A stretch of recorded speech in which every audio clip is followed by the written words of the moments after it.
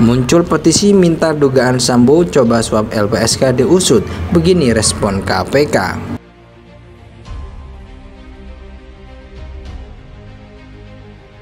Pertimbangan yang diajukan oleh LPSK itu sudah dipertimbangkan oleh jaksa penuntut umum. Tetapi yang kami rasakan itu dalam statusnya sebagai justice collaborator, semestinya Eliezer itu dituntut hukuman paling ringan. Paling ringan? Paling ringan ketimbang pelaku-pelaku yang lain. LPSK itu gunanya melindungi saksi. Tentang nuntut itu berapa, itu kewenangan Jaksa Agung sepenuhnya. Dan kami punya parameter, tidak bisa.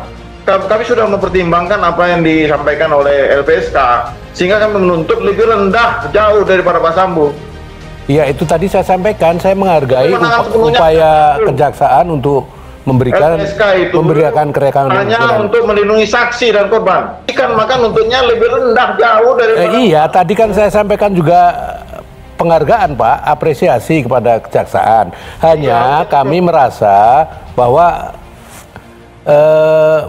pertimbangan yang diberikan oleh jaksa itu perlakuan khusus kepada Eliezer ini dirasakan masih kurang. Ini yang membuat ada kesenjangan, ada disparitas antara mekanisme yang terjadi, dinamika yang terjadi di pengadilan dengan rasa keadilan masyarakat, terutama keadilan korban maupun Eliezer ya. Nah, yang jadi permasalahan adalah mengapa tuntutannya itu 8 tahun? Hanya 8 tahun. Oke, kenapa? Nah, ini yang menjadi pertanyaan yang sebenarnya tadi kan itu Jampindo mengatakan itu subjektivitas dari mereka. Namun saya juga memiliki kuasa dan juga memiliki mandat dari pemberi kuasa kami untuk menanyakan, karena ini tidak mencerminkan rasa keadilan dari keluarga korban yang ditinggalkan. Di bawah 8 tahun? Ya, Eliezer. Karena dia sebagai justice kolaborasi. Ya, putusan. Karena justru yang paling penting adalah masalah jisi dan tidak itu nanti hakim yang akan menentukan. Namanya hak pengadilan, hakim itu tidak terikat pada tuntutan. Jadi kita ribut seperti apa sekarang ini tidak terikat apa-apa.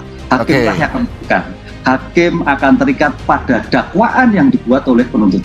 Yang itu tidak lepas. Artinya adalah pembunuhan berencana yang didakwakan 234. Terhadap hukumannya nanti hakim yang menentukan berdasarkan aspek hukum, baik secara zoologis, fisiologis, sosiologis, juridis maupun empiris. Empirisnya nanti akan dilihat.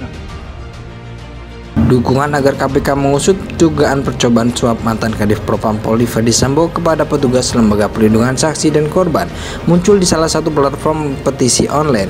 KPK pun merespon munculnya petisi itu. Petisi itu digagas oleh seseorang bernama Riaswin Rahwel.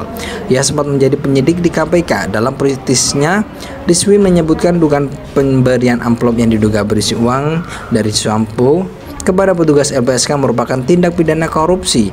Dia menyoroti soal penggunaan pasal 5 ayat 1 UU tindak pidana korupsi yang bisa dijadikan acuan bagi KPK dalam menindaklanjuti kasus tersebut. Petisi Reswin ini mendapatkan dukungan dari warganet. Ada 6.450 pengguna internet yang menandatangani petisi tersebut hingga pukul 17.00 waktu Indonesia Barat, Rabu 18 Januari 2023. Kabar Pemberitaan KPK Ali Fikri memberikan respon. Ali mengatakan KPK telah menerima laporan dugaan percobaan suap dan melakukan klarifikasi kepada pihak LPSK terkait dugaan suap yang dilakukan Ferdy Sambo.